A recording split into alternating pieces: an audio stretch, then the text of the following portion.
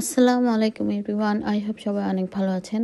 আজ নিয়ে আসলাম শীতকালীন দারুণ মজার, আসলে শীতকালে না শুধু এই পিঠাটা যে কোনো সময় খেতে খুবই ভালো লাগে। আর সকালবেলা হলে তো কথাই নেই, গরম গরম একদম যে কোনো যেমন ভর্তা বা গুড় দিয়ে খেতে পারেন বা মাংসর ঝোল দিয়েও কিন্তু এই পিঠাটা খেতে দারুণ লাগে।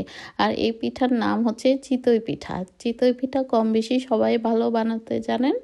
তো আমি আজকে আর চিতই পিঠার গুলানোটা আর দেখালাম না।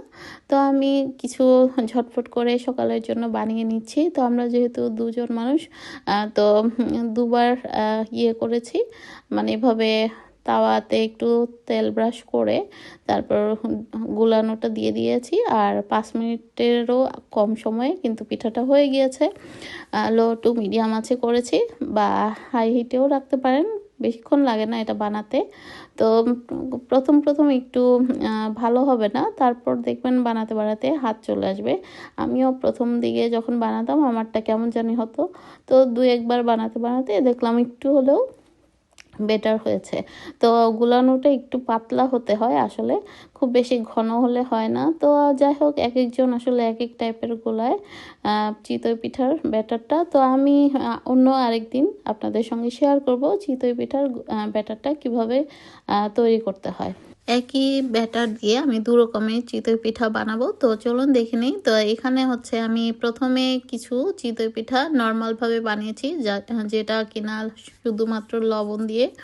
আর দেখতেই পাচ্ছেন যেরকম থাকে আর কি সাধারণ চিতই পিঠা। আরেকটা বানাচ্ছি আমি একটু অন্যরকমভাবে, যেমন একটু ধনেপাতা, কাঁচামরিচ কুচি এবং দিয়েছি পেঁয়াজ কুচি, এবং সঙ্গে মনে হলো যে একটা ডিমও দিই।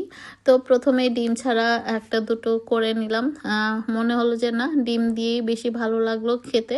তো সেই জন্য আসলে ডিম দিয়ে পরে করেছি। মানে কি আর বলবো, ডিম দিয়ে করলে সাথে আর অন্য কিছু লাগে না। মানে খালি গরম গরম এই পিঠাটা খাওয়া যায় আর খুবই মজা লাগে। আপনারা বাসায় একবার হলেও ট্রাই করবেন।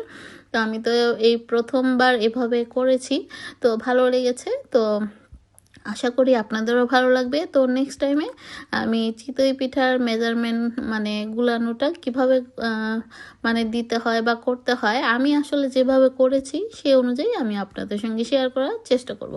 তো আজকে আর মনে ছিল না, একটু বিজিও ছিলাম, যার জন্য আসলে প্রথম যখন আমি ব্যাটারটা গুলাচ্ছিলাম তখন একবার ভাবলাম যে ভিডিও করি, আর একবার মনে হলো না, এটা তো আর সবাই কম বেশি পারে। তো সেজন্য আর কি জাস্ট আমার আইডিয়াটা আপনাদের সঙ্গে শেয়ার করা। তো লাস্টে মনে হলো যে একটু করি।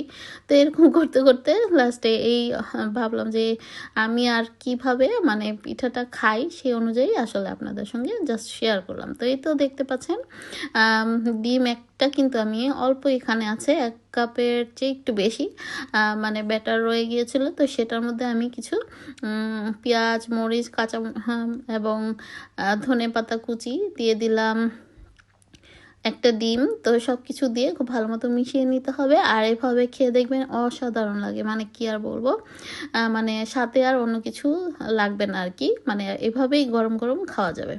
তো আর খেতে এবং ফ্লেভারটা এত সুন্দর আসছে, কি আর বলবো। আপনারা বাসায় একবার হলো বানিয়ে খেয়ে দেখবেন, অসাধারণ লাগে। আমার আইডিয়াটা যদি আপনাদের কাছে ভালো লেগে থাকে অবশ্যই কমেন্টস করে জানাবেন। আর কোন পিঠাটা আপনাদের কাছে বেশি ভালো লেগেছে অবশ্যই সেটাও কমেন্টস করে জানাবেন। আই হোপ নতুন কিছু জানাতে পেরে আমারও ভালো লাগছে, বা আপনাদের কাছে কেমন লাগছে জানি না। তো যাই হোক, ভালো থাকবেন। তো আজ এ পর্যন্তই। তবে ২টো পিঠাই কিন্তু খেতে খুব ভালো হয়েছিল এবং খুবই সফট। মানে আমি আর কি এর মধ্যে অ্যাড করছি সেটা আমি অন্য আরেকদিন অ্যাকচুয়ালি অবশ্যই শেয়ার করার চেষ্টা করব। তো আজ এ পর্যন্তই। সবাই ভালো থাকবেন, আমাদের জন্য দোয়া করবেন, আর আপনাদের জন্য রইল অনেক দোয়া। আল্লাহ হাফেজ। Thank you for watching.